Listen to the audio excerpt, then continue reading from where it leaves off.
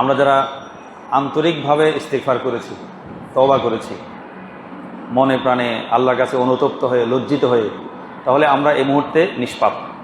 আল্লাহ আমার গুনাহ মাফ করে দিয়েছেন। কারণ তওবা ইস্তিগফার করলে আল্লাহ মাফ করে দেন, আল্লাহর সেটাই ঘোষণা। আমরা যদি ইস্তিগফারটা, তওবাটা আন্তরিকভাবে করি, মন থেকে করি, অনুতপ্ত হয়ে করি, তাহলে আমরা এই মুহূর্তে মাসুম, নিষ্পাপ, অন্তত সগীরা গুনাহমুক্ত। আল্লাহ তাআলা আমাদেরকে গুনাহমুক্ত থাকার তৌফিক দান করুন। আল্লাহর এই দুনিয়াতে দুইটা শক্তি, একটা হলো আল্লাহর শক্তি, ঈমানের শক্তি, একটা কুফরের শক্তি।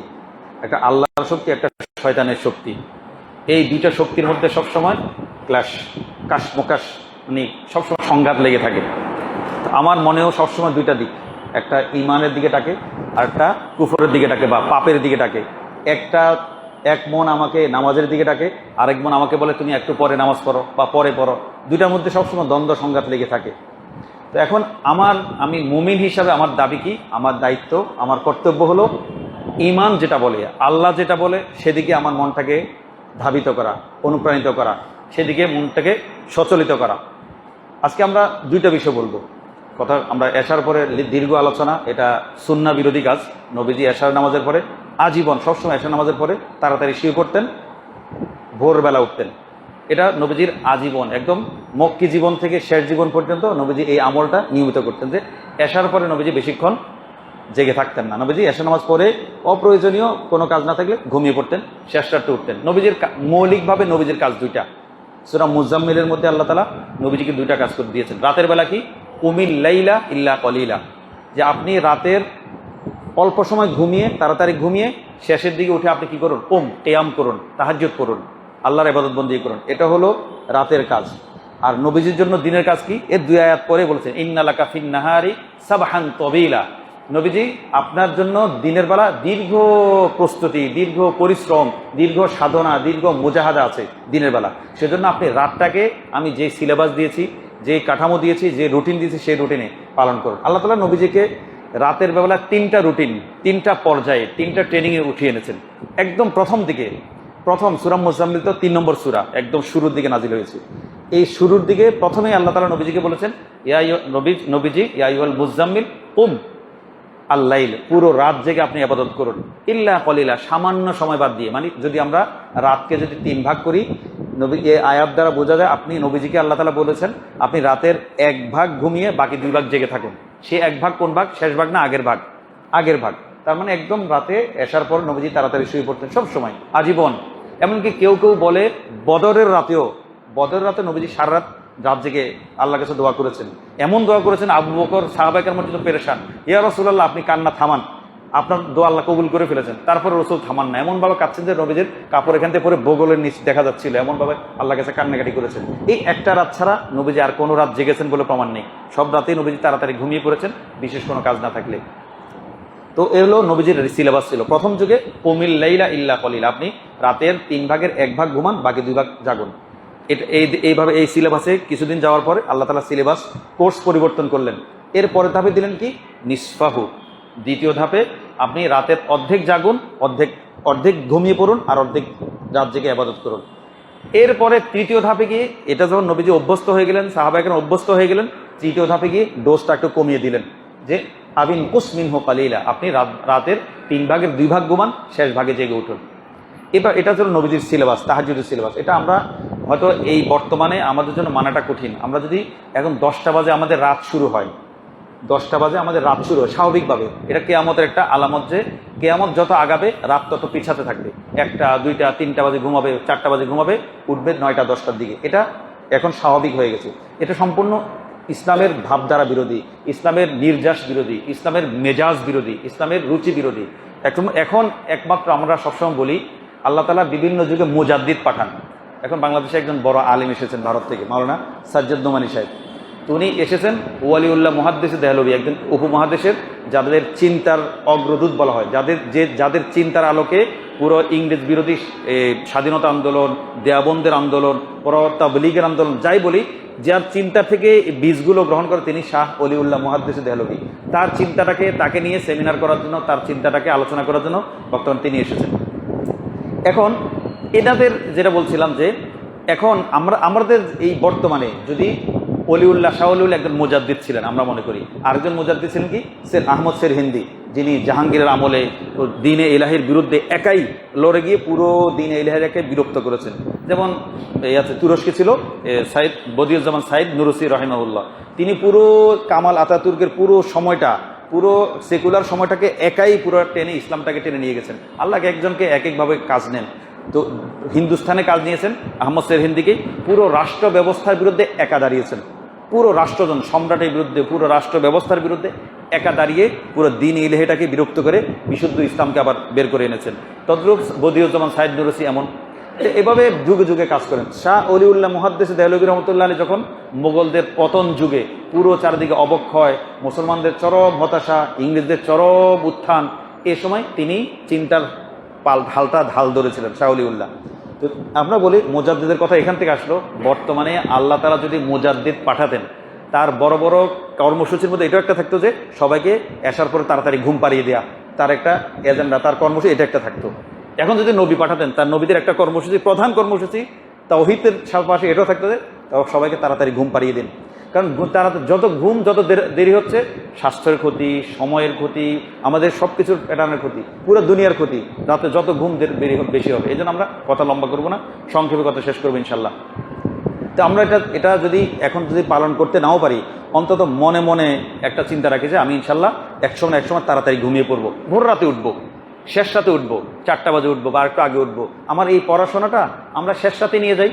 এখন তো অনেকেই পড়ি, অনেক পড়তে বসে এই অনেক রাত পর্যন্ত পড়ে। তো আমাদের মাদ্রাসাতে এমন কিছু ছেলেপেলে থাকে, তারা কি করে রাত জেগে পড়ে। যখন আমাদেরকে খুব কঠিন করে ঘুমাতে পারে, ঘুম পাড়াতে চায়, ওরা কি করে মোমবাতি নিয়ে নিয়ে চেরাগ নিয়ে ওই রাত ছাদের কোনায় গিয়ে পড়ে। ওদেরকে পিটিয়ে শোয়াতে হয়। তোর এত সুফিগিরের দরকার নেই, তোমার তুমি ভোর এত দিতে তোমার শখ থাকে, এসকো থাকে, তুমি ভোর রাতে উঠো, 3টা বাজে উঠে যাও, উঠে পড়ো, এ রাতে ঘুমাও। মানে ইসলামটা আমার উল্টা করে ফেলেছে। মানে স্বভাবটা মনে করে যে রাত জেগে পড়াটার মধ্যে অনেক বড় কৃতিত্ব না, এটা স্বাভাবিক ইয়ার অনুভূতির বিরোধী রাত জেগে পড়া সবসময়। আল্লাহ তাআলা কোরআনে বলেছেন যে আল্লাহ তাআলা রাতকে কেন ওয়াজআলনা লাইলা লিবাসা ওয়ান নাওমা সুবাতা, রাতকে বানিয়েছেন আল্লাহ তাআলা। এটা পৃথিবীর সমস্ত প্রাণী রাতে ঘুমায়। তো আমি রাত জাগাটা এটা আমার সৃষ্টির স্বভাবের বিরোধী, আমার শরীয়তের বিরোধী, প্রকৃতির বিরোধী। আমি যে কোনো মানদণ্ডে যাই, সে নাস্তিকতার মানদণ্ডে যাই, ধর্মনিরপেক্ষ মানদণ্ডে যাই, সেকুলার মানদণ্ডে যাই, যে কোনো মানদণ্ডে রাত জাগা, এই সন্ধ্যার এই রাতকে পিছানো, এটা স্বাভাবিকতার বিরুদ্ধে। তা এটা আমরা যদি এখন পালন করতে নাও পারি, আমার হলে আমি ঘুমালে অন্যরা বসে আছে গল্প করছে, তখন হয়তো পারছি না, কিন্তু মনে মনে এই একটা সেট আপ, এই একটা চিন্তা আমি মাথায় রাখবো যে একটা বীজ রাখবো যে আমাকে তাড়াতাড়ি শুয়ে পড়াটা এটা শরীয়ত সম্মত বিষয়, নবীজির সুন্নাহ, ইসলামের চাহিদা, ইসলামের মেজাজ, ইসলামের রুচি, এটা যে আমি তাড়াতাড়ি ঘুমিয়ে পড়বো। এটা একটা আমি নিজের জন্য একটা চ্যালেঞ্জ হিসেবে রাখি। এখন যদি না পারি সেটা ভিন্ন কথা, কিন্তু ভালোটা তো আমার মাথায় থাকতে হবে। এখন তো এটা তো আমার স্বাভাবিক হয়ে গেছে যে রাত জাগাটা 12টা 1টা 2টা পর্যন্ত মোবাইল নিয়ে হোক, কারণ আমরা শুই ঘুমানোর জন্য না, জেগে থাকার জন্য। এখন উল্টো, আগে শুতাম কি জন্য? ঘুমানোর জন্য।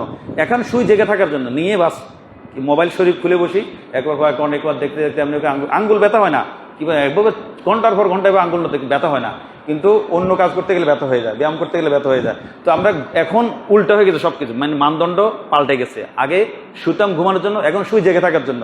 তো রাত 1টা 2টা 3টা বেজে যায়, এরপর ফজর আজান, এই ফজর আজান হয়ে গেছে।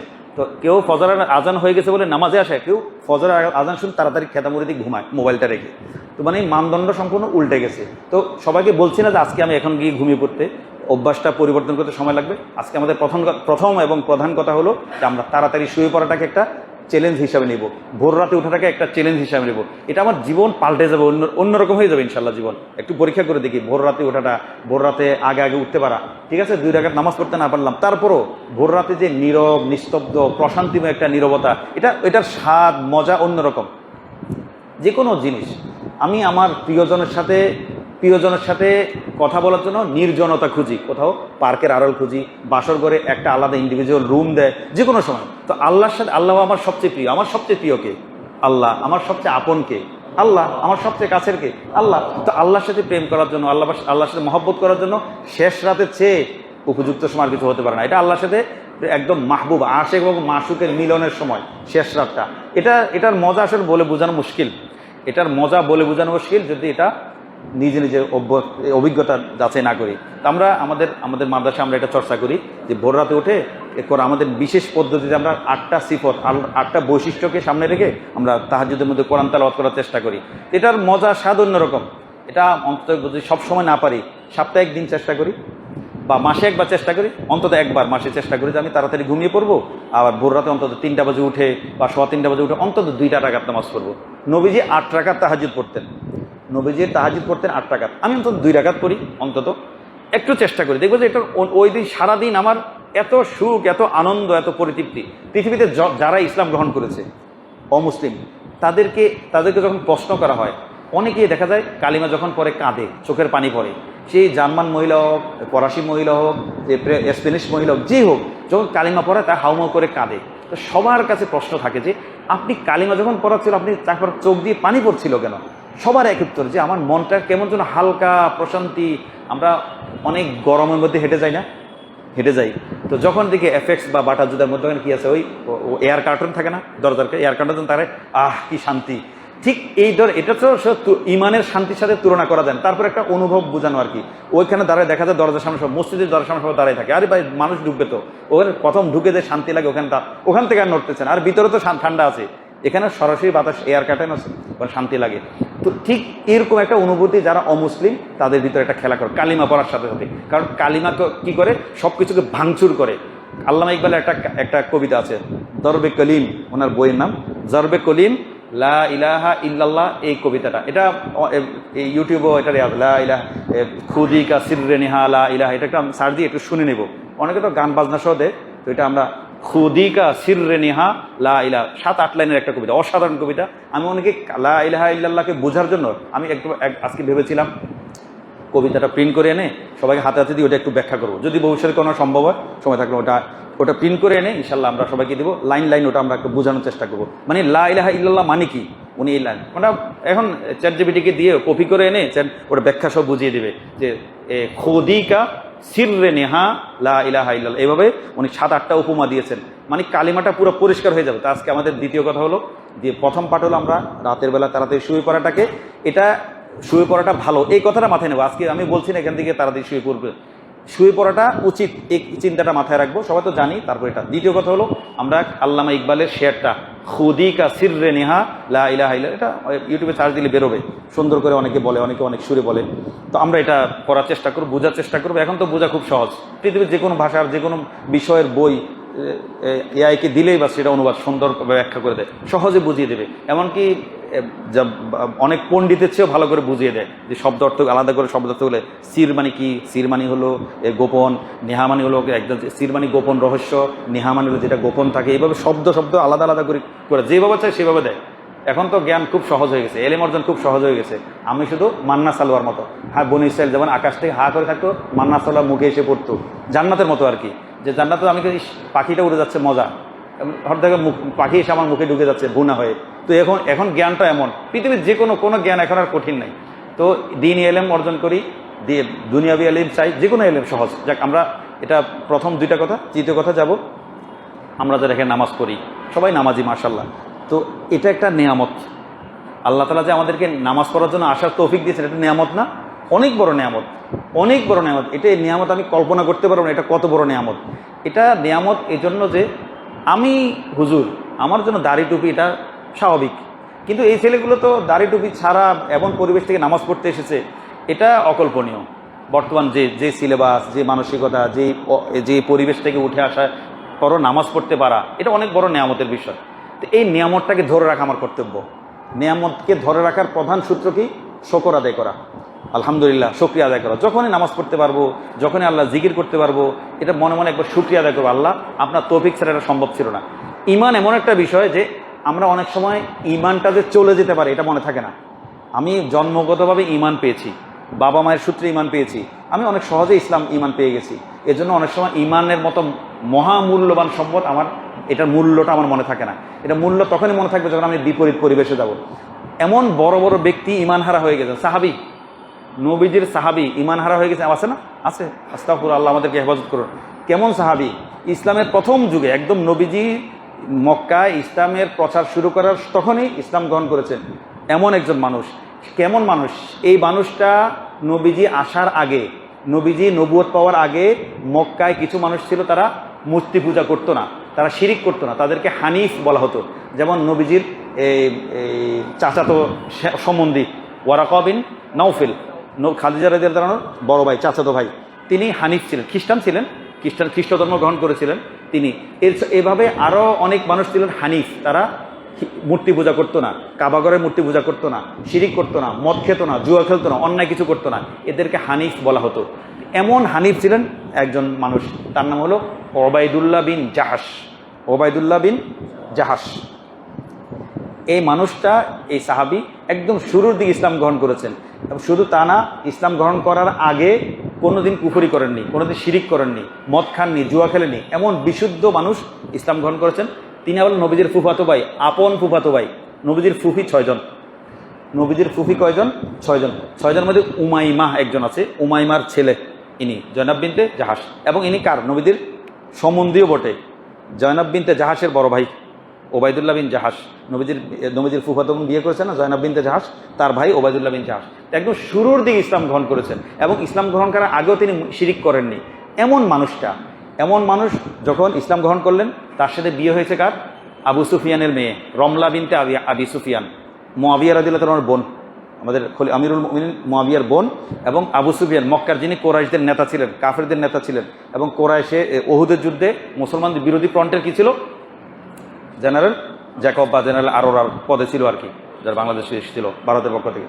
তো উনি ওই কোরাইশের পক্ষ থেকে এসেছিলেন। কে? আবু সুফিয়ান, জেনারেল আরোরার মতো, জেনারেল মানেকশো আরোরা, আরো একজন আছে না, জেনারেল জ্যাকব, তিনজনই তো আত্মসমর্পণের ইয়াতে ছিল রেসকোর্সের ময়দানে। এই 3 জেনারেল ছিল, ভারতীয় জেনারেল। বাংলাদেশের জেনারেলকে আসতে দেয়নি, জেনারেল ওসমানীকে হেলিকপ্টার করে ক্র্যাশ করে তাকে রেখে দিয়েছে। যাক, তো ওই পক্ষে ছিল কে? আবু সুফিয়ান। তো এমন মক্কার সর্দারের মেয়েকে বিয়ে করেছেন কে? মানে প্রিন্সেস রমলা বিনতে আবি সুফিয়ান, মক্কার প্রিন্সেস, মক্কার নেতার সর্দারের মেয়ে, এমন প্রিন্সেসকে বিয়ে করেছেন ওবায়দুল্লাহ বিনতে জাহাশ। স্বামী স্ত্রী দুজনে মুসলিম, দুজনে একদম শুরুর দিকে ইসলাম গ্রহণ করেছেন। তো আবু সুফিয়ানের মেয়ে, রাষ্ট্রপ্রধানের মেয়ে, এমন কথার কথা ধরা যাক, আমাদের রাষ্ট্রপ্রধানের মেয়ে যদি আগামীকাল থেকে বোরকা হিজাব নিকাব পড়া শুরু করে, কি হুলস্থুল পড়ে যাবে না? চালে কাউ কান্নাকাটি করে, কারো কান্নাকাটি চোখ ভিজে যাবে, বুক ছিঁড়ে ছিঁড়ে কান্না করবে। রাজু স্কোয়ারে এসে অনেকে হায় হায় কি হলো, রাজু স্কোয়ারে এসে অনেকে বুক চাপড়ে যাবে, হাই হোসেনের মতো মহরমের 10 তারিখ মতো কান্নাকাটি শুরু করে। এটা কি হলো? এই কি অধপতন! তো এর জন্য ওই এখন রাষ্ট্রপ্রধানের মেয়ে কি করে ফেলেছে? ইসলাম গ্রহণ করে ফেলেছে। রমলা বিনতে আবু সুফিয়ান এখনকার রাষ্ট্রপ্রধানের মেয়ে আমরা কল্পনা করি, তিনি যদি একদম এই প্রচলিত ধারার বাইরে গিয়ে তিনি আগামীকাল থেকে তিনি বোরকা হেজাব খাস পর্দা একদম এটা করে হাত মোজা পা মোজা পরা শুরু করেন, সবাই কি পুরো ওখানে অনেকে হার্টফিল করে, হার্টফিল করবে যে হাসপাতাল ভর্তি হয়ে যাবে ওই পাড়ার অনেকের। তো এমন ঘটনা ঘটেছে আবু সুফিয়ানের মেয়ের ক্ষেত্রে। তিনি ইসলাম গ্রহণ করেছেন। ইসলাম গ্রহণ করার পরে আবু সুফিয়ান অনেক চেষ্টা করলেন জামাই এবং মেয়েকে বোঝাতে, তার মানজিত রক্ষার জন্য। দেখলেন যে পারছেন না, তখন আবু সুফিয়ান হাল ছেড়ে দিলেন। যখন আবু সুফিয়ান হাল ছেড়ে দিলেন, মক্কার অন্যান্য কোরাইশ নেতারা, মুশরিক নেতারা বুঝলো যে এখন এদেরকে সাইজ করলে আবু সুফিয়ান আর কিছু বলবে না। তো তখন তারা ওবায়দুল্লাহ বিনতে জাহাশ এবং তার ফ্যামিলি, তার স্ত্রীকে নির্যাতন করা শুরু করলো।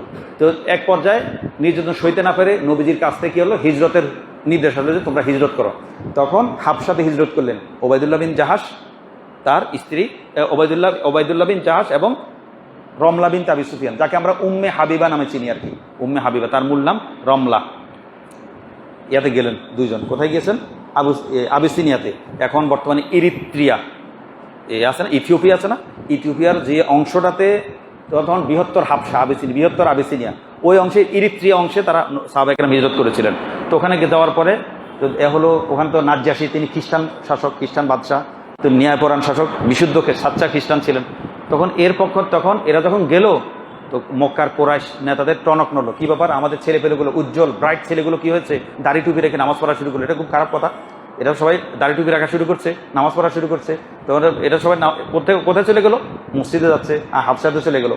তো চলে যাওয়ার পরে তখন এখান থেকে 2 জন পড়লো। আব্দুল্লাহ ইবনে আবি রবিয়া, কোরাইশের পক্ষ থেকে 2 জন প্রতিনিধি পাঠালো। কার কাছে? নাজ্জাশীর কাছে। আব্দুল্লাহ ইবনে আবি রবিয়া এবং আমর ইবনুল আস, এই দুজনে খুব বাকচাতুর, যে কূটনৈতিক মেধার অধিকারী ছিলেন। 2 জনকে পাঠালেন কোথায়? আবিসিনিয়াতে নাজ্জাশীকে অনেক টাকা পয়সা দিয়ে, যে আমাদের যে ছেলেপেলেগুলো আবিসিনিয়াতে হিজরত করেছে তাদেরকে ফেরত আনা হোক রাজার অনুমতিক্রমে। তো রাজার কাছে গিয়ে বললো, লম্বা ঘটনা, আমরা ওইদিকে যাবো না, আমরা আমাদের অংশে থাকি। তো অনেক কথাবার্তার পরে নাজ্জাশী রাজি হলেন না। কাকে? এই মুসলমানদেরকে হস্তান্তর করতে কোরাইশের কাছে। অনেক দীর্ঘ আলোচনার পরে তিনি সিদ্ধান্ত নিয়েছেন। এরপরে কিছুদিন পরে মুসলমানরা এখন খুব স্থিতিশীল অবস্থা, আবিসিনিয়াতে ধর্ম পালন করছে, স্বাধীনভাবে আছেন, সুন্দরভাবে দিন পালন করছেন। এখন একদিন এক পর্যায়ে রমলা বিনতে আবি সুফিয়ান, তিনি যিনি স্ত্রী ওবায়দুল্লাহ বিন জাহাজের স্ত্রী, তিনি একদিন স্বপ্ন দেখলেন যে তার স্বামী ওবায়দুল্লাহ বিন জাহাজ, তার শরীরে ময়লা, তার চেহারা নোংরা, বিকৃত, কালো, অন্যরকম এক চেহারা নিয়ে তার স্বামী হাঁটাচলা করছে, রাতে স্বপ্ন দেখলেন। তো তিনি রমলা বিনতে আবি সুফিয়ান খুব বিস্মিত, খুব চিন্তিত এবং খুব তার বুকটা ধুকপুক করছে, এ কেমন, আমার স্বামীর এই অবস্থা কেন? যদিও স্বপ্ন, তারপরে তিনি খুবই চিন্তিত, বিচলিত। তখন সকালে উঠে স্বামীকে বলতে যাবেন যে ওবায়দুল্লাহ, আপনাকে তো আমি এই অবস্থায় দেখেছি, কি ব্যাপারে, এই অবস্থায় স্বপ্নে দেখেছি, আপনার কোনো বিপদ বা কোনো সমস্যা আসবে। এ কথা বলার আগেই ওবায়দুল্লাহ বিন জাহাজ বলল, স্ত্রীকে বলল, রমলা বিনতে আবি সুফিয়ান, রমলা, আমি তো একটা বিষয় সিদ্ধান্ত নিয়েছি, আমি তো ইসলাম আসার আগেও হানিফ ছিলাম, আমি মুশরিক ছিলাম না, ইসলাম আসার পরে আমার কাছে ইসলাম ধর্ম ভালো মনে হয়েছে, আমি ইসলাম ধর্ম গ্রহণ করেছি।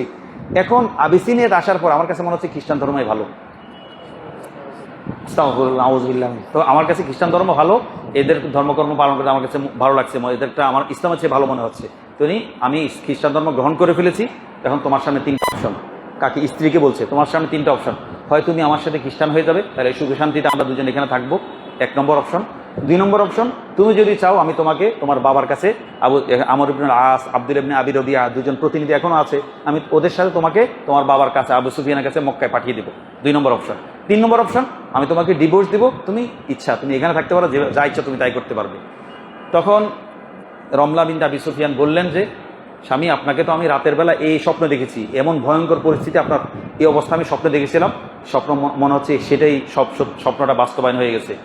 অনেক বুঝালো স্বামীকে, কোনোভাবে কাজ হয়নি। স্বামী আবার উল্টা স্ত্রীকে বুঝিয়েছে যে খ্রিস্টান ধর্মের এই ভালো, সেই ভালো, এইভাবে।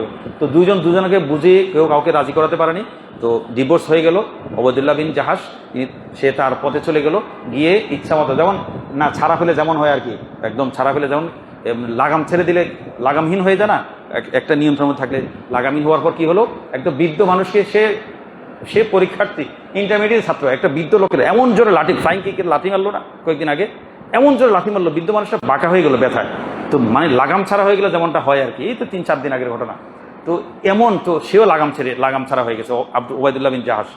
এতদিন একটা নিয়ন্ত্রণের মধ্যে ছিল, থাকার পরে সে মদ খেয়ে, শুকরের গোশত খেয়ে মোজ মস্তিতে আছে। এমন বৃষ্টি হচ্ছে, কোনো খবর নাই, এমন বাবা এমন হা করে আছে, তাকে কখন গোল হয়, বৃষ্টিতে ভিজে চুপচুপ, পানি এই পর্যন্ত কোনো খবর নেই, এমন অবস্থা, মানে এমন মোজ মাস্তিতে আছে।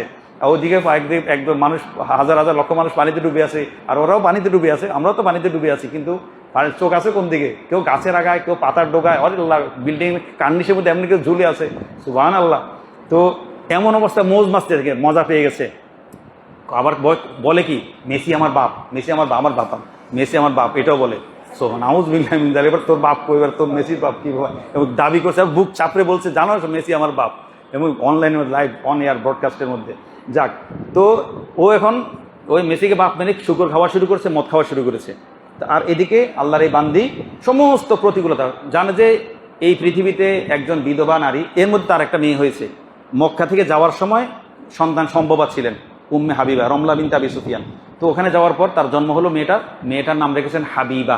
ওখান থেকে আমার এই উম্মুল মুমিন, আমাদের এই মায়ের নাম কি হয়েছে, উম্মে হাবিবা। তিনি পরবর্তী নবী এই মেয়েটাকে লালন পালন করে মাসউদ আস-সাকফি, তার সাকফ গোত্রের এক পুরুষের কাছে বিয়ে দিয়েছেন নবীজির এই পালক কন্যাটাকে, যাকে আমরা পরে আসবো। তো ওখানে রমলা বিনতে আবি সুফিয়ান একা হয়ে গেলেন, পুরো ধর্ম পালন, ভরণ পোষণ, রুজি রোজগার, খাবার দাবার সবকিছু নিয়ে চরম সংকটে পড়ে গেলেন। তারপরে তিনি আপোষ করেননি, ইমান হারা হননি, ইমান ছাড়তে রাজি হননি। সবসময় দেখি যে আসলে মানে যখন ইমানের পরীক্ষা আসে, ক্ষেত্র বিশেষে পুরুষের চেয়ে নারীরা বেশি অবিচলতা দেখায়। ইসলামের প্রথম শহীদ কে, সুমাইয়া বিনতে খাইয়াত রাদিয়াল্লাহু আনহা। তিনি তার স্বামী আম্মার ইবনে ইয়াসের এবং তার ছেলে, যখন আবু জাহেল এবং অন্যরা যখন নির্যাতন করে বলতো যে তুই আমার মুহাম্মদের বদনামি কর, তুই তার মূর্তি পূজার প্রশংসা কর, আল্লাহর বদনামি কর, সুমাইয়া বলতো কি আহাদ আহাদ, আল্লাহ ছাড়া আমি কারোকে মানি না। কিন্তু বাধ্য হয়ে ইয়াসির এবং আম্মার দুজনে বাধ্য হয়ে, নির্যাতন স্বীকার করতে না পারে, বলতে রসুলের নামে বদনামি মুখে মৌখিকভাবে আর কি, এবং মূর্তি পূজার প্রশংসা করেছে। যদিও পরবর্তী নবীজির কাছে এসে বলেছে, ইয়া রাসূলুল্লাহ, আমি তো ধ্বংস হয়ে গেছি, কি ব্যাপার? ইয়াসির এসে বললেন নবীজিকে, কি ব্যাপার, কি হয়েছে? আমি তো জোরে নির্যাতন মুখে সহ্য করতে না পারে আপনার বদনামি করেছি, লাত ওজ্জা মানাতে প্রশংসা করেছি। তখন নবীজি প্রশ্ন করলেন, তোমার কলব কি কেমন ছিল? বলেছে, অকলবি মুতমাইন্নুম বিল ঈমান।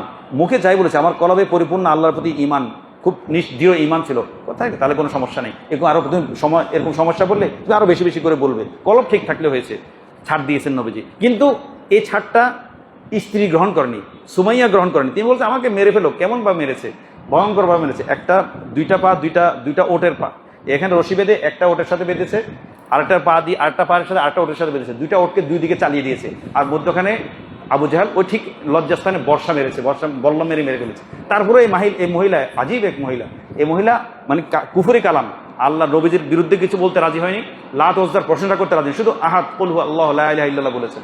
তো ক্ষেত্র বিশেষে পুরুষের চেয়ে নারীরা খুব প্রচণ্ড ইমানের পরিচয় দেয়। তো রমলা বিনতে আবি সুফিয়ান ঠিক এমন কঠিন পরিস্থিতি তিনি নতি স্বীকার করেন, ইমানের উপর অটল ছিলেন। অকলবুহা মুতমাইন্নুম বিল ঈমান, ইমানের প্রতি দৃঢ় ছিলেন। এখন এইজন পরিস্থিতি, এই মহিলাটা বিধবা হয়ে গেছেন, স্বামী থেকেও নাই। আর অন্যদিকে ওবায়দুল্লাহ বিন জাহাসের কি বনেতি, সে মদ খেতে খেতে খেতে খেতে খেতে শুকর গোস্ত খেতে খেতে একজন মানে মাতাল অবস্থায় পাগল উন্মাদ হয়ে মারা গেছে। এ হলো একজন লোক যে প্রথম দিকে ইসলাম গ্রহণ করেছে। নবীজির ফুফাতো ভাই, ইকরা বিসমি রাব্বিকাল্লাযী খলাক ইয়া আইয়ুহাল মুযাম্মিল ইয়া আইয়ুহাল মুদ্দাসির, এই তর তাজা একদম টাটকা জীবন্ত কোরআন নাজিল হচ্ছে। এই আয়াতগুলো একদম পরিপূর্ণ টাটকা কোরআন তারা পড়ছে, ইয়াদ করছে, এমন একজন ব্যক্তি কাফের হয়ে গেছে। তো এটা এই জন্য বললাম যে ইমান নিশ্চিত না, ইমান পেয়ে আমরা ইমান অবস্থা মরতে পারবো কিনা এটা নিশ্চিত না। এই জন্য সবসময় আল্লাহর কাছে শুকরিয়া আদায় করা, আল্লাহর কাছে বিনয়ী থাকা। তো আমরা তো তখন কি হলো, রমলা বিনতে আবি সুফিয়ান নবীজিকে আল্লাহ তাআলা জানালেন, হে নবী, জিবরাইলের মাধ্যমে, যে ওখানে তো রমলা বিনতে আবি সুফিয়ান বিধবা হয়ে গেছে, অসহায় হয়ে গেছে, সে যে ত্যাগ করেছে, যে মহা ইমানের উপর অবিচল থাকার জন্য যে মহা কোরবানি করেছে, সে একটা পুরস্কার পাওয়ার যোগ্য। তখন নবীজিকে হুকুম দিলেন, আপনি তাকে বিয়ে করেন। কাকে? রমলা বিনতে আবি সুফিয়ানকে আপনি বিয়ে করেন। কিভাবে বিয়েটা হবে? নবীজি দূত পাঠালেন কার কাছে? নাজ্জাশীর কাছে, যে নাজ্জাশী, আপনি আমার পক্ষ হয়ে এই রমলা বিনতে আবি সুফিয়ানকে আমার সাথে বিয়ে পড়িয়ে দিন। তো নাজ্জাশী বিয়ে পড়িয়ে দিলেন। 400 দিনার, মানে কোটি কোটি টাকা বর্তমানে। এক দিনার মানে অনেক টাকা এখন। 400 দিনার। নবীজি সবচেয়ে বেশি মোহরানা দিয়ে বিয়ে করেছেন কাকে? রমলা বিনতে আবি সুফিয়ানকে। এবার মোহরানা অবশ্য নাজ্জাশী নিজের পক্ষ থেকে দিয়েছেন। এছাড়াও তাকে যখন বউ কনে সাজিয়ে মদিনায় পাঠিয়েছেন, অনেক উপঢৌকন দিয়েছেন। তো নবীজি ওখানে বিয়ে হয়েছে, নবীজি মক্কায় স্বামী স্ত্রীর দেখা হওয়ার আগে এখানে কি অলিমা করেছেন। এটা একমাত্র অলিমা যেটা স্ত্রীকে দেখার আগে নবীজি অলিমা করেছেন। আর নবীজির একমাত্র স্ত্রী যার 400 দিনারে মোহরানা আদায় করেছেন রাজার পক্ষ থেকে, অনেক দামি বিয়ে হয়েছে। তো মদিনা আসার পর নবীজির সাথে থাকলেন। তো এটা আমার বলার উদ্দেশ্য ছিল যে একজন মানুষ কতটা উপরে থাকার কথা। ওবায়দুল্লাহ বিন জাহাস কীভাবে পতন হয়েছে। তো সাহাবি হলেও কিনা জান্নাতের টিকিট পেয়ে গেছে এমন না।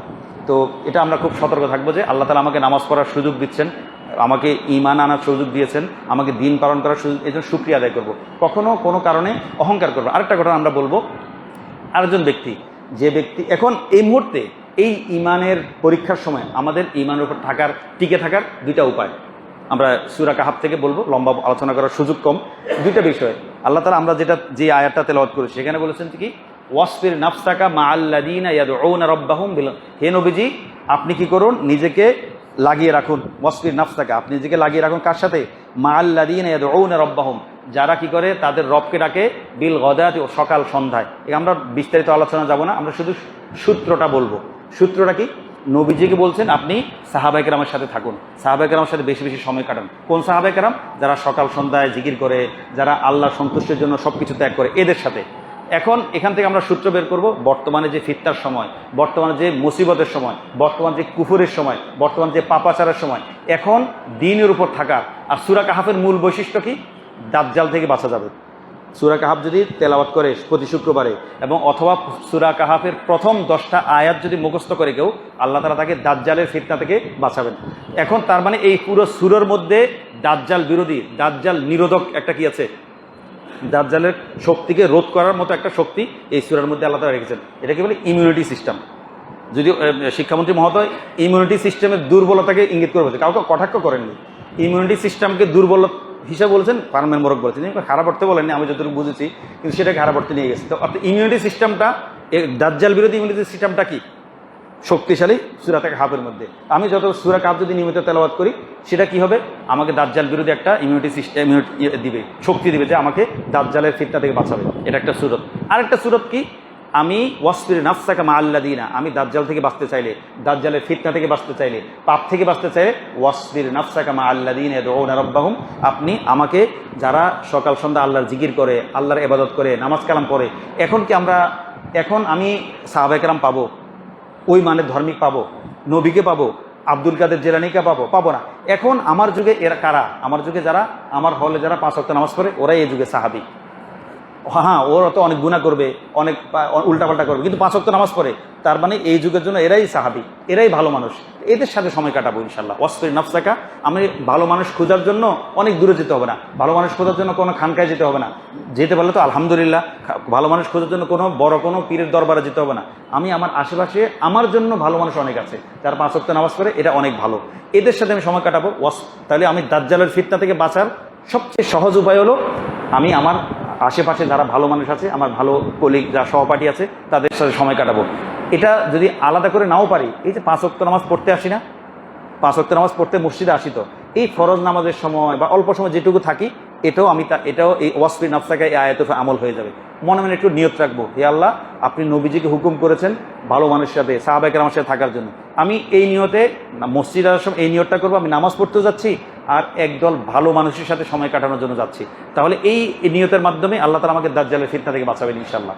এটা আমাকে দাজ্জালের বিপদ থেকে বাঁচাবেন, দাজ্জালের যে মহা ফিতনা সে থেকে আমাকে বাঁচাবেন। 1 নম্বর উপায়। 2 নম্বর উপায় হলো, নবীজি এর পরের আয়াতে 2 জন ব্যক্তির কথা বলেছেন, 2 বাগান মালিক। ওয়াদরিব লাহুম মাসালার রাজুলাইন, 2 বাগানের পরের পৃষ্ঠাতে 2 বাগান মালিকের কথা বলেছেন। একজন বাগান মালিক কি, 2টা বাগানের মালিক, অনেক বড় বাগান, বিশাল একদম পুরো গোপালগঞ্জের বিশাল কত 100 কত একর জন্য সবার একদম, যিনি দুবাইতে ধরা পড়লেন আর কি।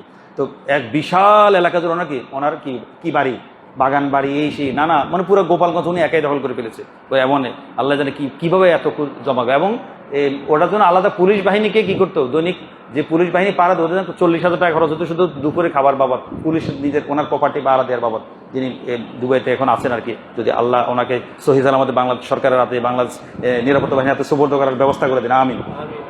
অনেক রক্ত লেগে আছে মানুষের হাতে। যাক, আল্লাহ তাআলা আমাদের মনস্কামনা পুরো করুন, আমিন।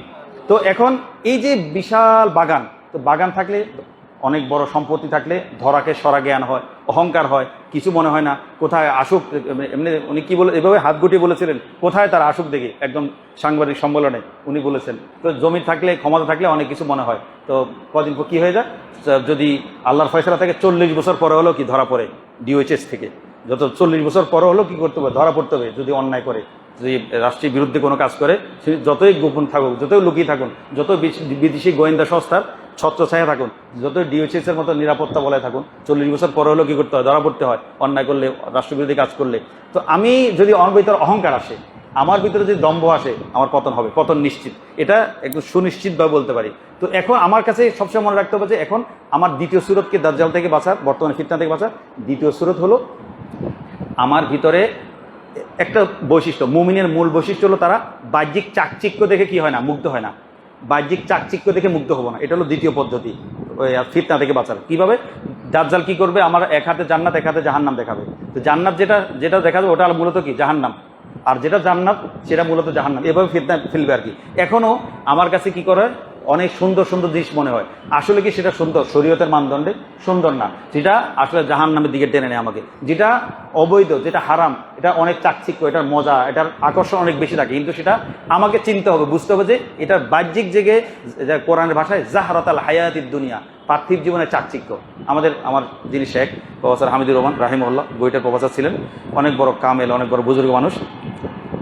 একজন ছেলে আমেরিকার ইয়াতে যাবে, এই ম্যাসাচুসেটস কি একটা আছে না, MIT-তে যাবে।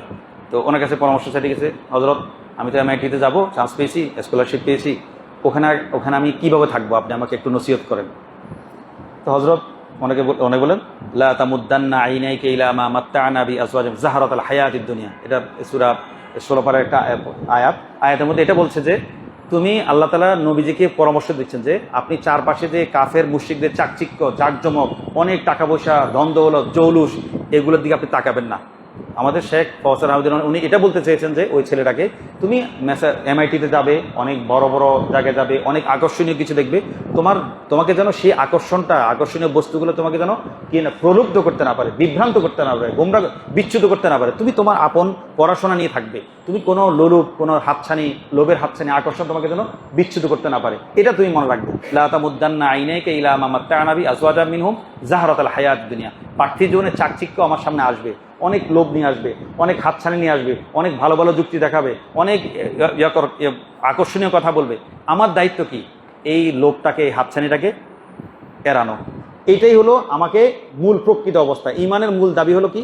এই মুমিন সবসময় ভিতরের অবস্থা থেকে, বাইরের অবস্থা থাকে না। মুমিন আমি যদি ভিতর অবস্থা দেখতে পারি তাহলে আমার ঈমানটা তাজা হবে, আমার ঈমানটা কার্যকর হবে, সক্রিয় হবে। এখন এই দ্বিতীয় অবস্থা হলো আমি সবসময় চিন্তা করবো যে আমি যেটাকে সুন্দর দেখছি শরীয়তের মানদণ্ডে সেটা সুন্দর কিনা, আমি যেটাকে আকর্ষণীয় মনে করছি সেটা শরীয়তের মানদণ্ডে আকর্ষণীয় কিনা।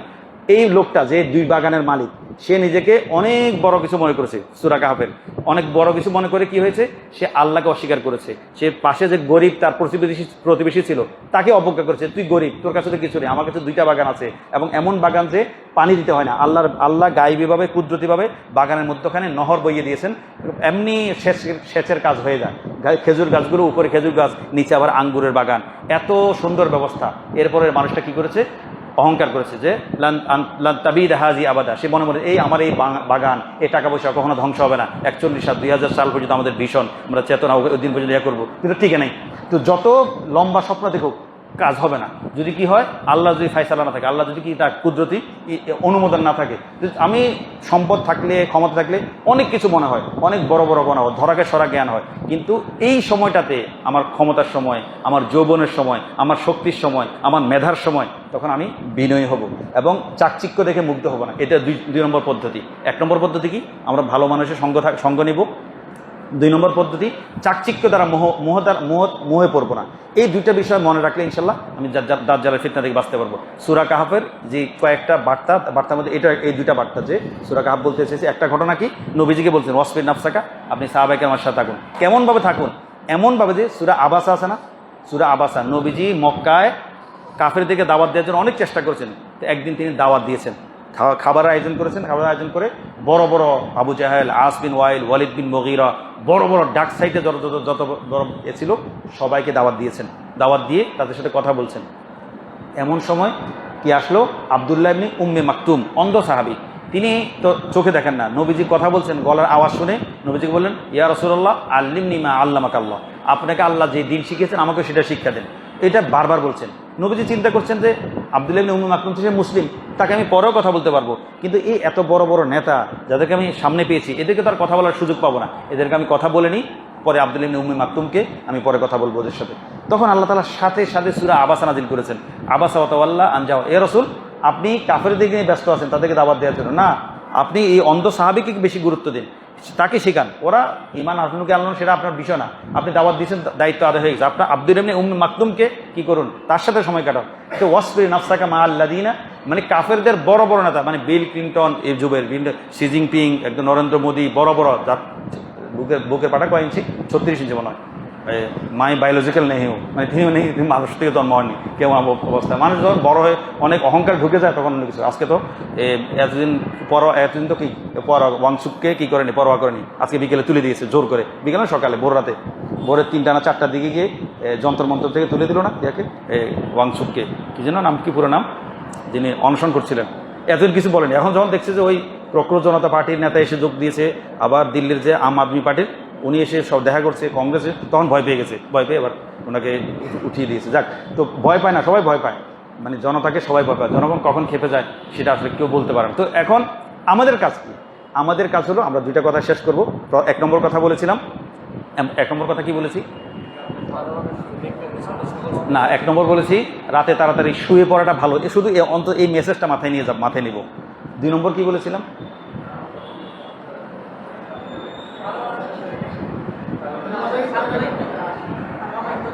আল্লামা ইকবালের কবিতা দরবে কলিম থেকে, লা ইলাহা ইল্লাল্লাহ খুদি কা সিররে নেহা লা ইলাহা ইল্লাল্লাহ, এই লাইনটা মনে রাখবো, বাকিগুলো আমরা সার্চ দিলে বেরোবে। এটা পড়বো ইনশাল্লাহ, খুব ভালো করে পড়বো, বুঝে বুঝে পড়বো। এই মানুষটা মানে এটা কোরআনের তাফসির, ওনার কাব্য সমগ্রটা কি কোরআন হাদিসের তাফসির, ব্যাখ্যা পড়লে বুঝতে পারবো। এই 2 নম্বর কথা। 3 নম্বর কথা হলো আমরা ভালো মানুষের সঙ্গে যাব, ভালো মানুষের সহবত থাকবো। ভালো মানুষ খোঁজার জন্য আমাকে অনেক দূরে যেতে হবে না। এখানে এই যে মানুষগুলো নামাজ পড়ে 5 ওয়াক্ত, এরাই ভালো মানুষ। হ্যাঁ, ভালো মানুষ মানে আমি ফেরেশতা তো পাবো না, আবু বকরকে পাবো, আমি ওমরকে পাবো, আলীকে পাবো, ওসমানকে পাবো না। এখানে যারা আছে এরাই এই যুগের আবু বকর, ওমর, ওসমান, আলী। এটা আমাকে বুঝতে হবে। আমি এই যুগে যদি বড় বড় ফেরেশতার মতো সিফাত চাই, পাবো না। এবং সেজন্য ওই অনেকে বিবি খুঁজতে গেলেও কি চায়, একদম নিখুঁত, একদম একদম বিশ্বের সেরা সৌন্দর্য উনি, আর টাকা পয়সার দিক দিয়ে বিল ক্লিন্টন, বিল গেটস। তো এত সমন্বয় করা সম্ভব না। এটার জন্য কি হতে হবে, মানে বৃদ্ধ হয়ে যেতে হবে, কিন্তু এমন বউ পাবে না। পরে শেষমে গিয়ে বৃদ্ধ কোনো রকম একটা বিয়ে করে, বউ এমন দজ্জাল পরে, আসতে এক লাথি মারে, যেতে এক লাথি মারে। আল্লাহরে আগেই বিয়ে করলে ভালো তো, যে আগে তো আরও ভালো ভালো মেয়ে পেয়েছিলাম গ্রামে। তো এই হলো অবস্থা।